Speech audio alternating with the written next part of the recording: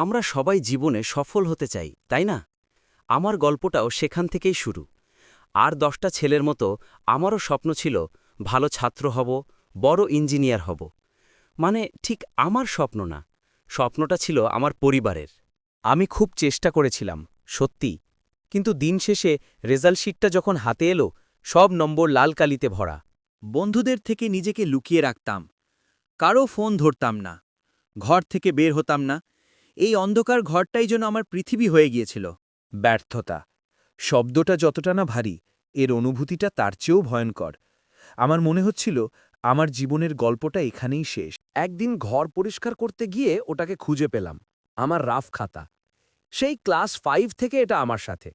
যখনই অঙ্ক করতে বা সায়েন্স পড়তে বোরিং লাগতো, আমি এই খাতার পেছনের পাতায় আঁকাআঁকি করতাম।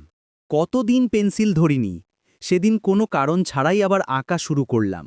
অদ্ভুত ব্যাপার হলো, আঁকার সময় আমি আমার সব টেনশন, সব হতাশা ভুলে যাচ্ছিলাম।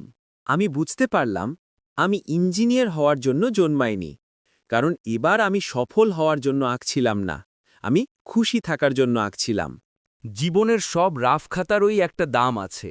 আমার ইঞ্জিনিয়ারিং স্বপ্নটা হয়তো ভেঙে গেছে, কিন্তু সেই ভাঙা কাঁচ দিয়েই আমি আমার নতুন পৃথিবীটা সাজিয়েছি। হয়তো আপনারও এমন কোনো রাফ খাতা আছে যেটা ধুলোয় পড়ে আছে।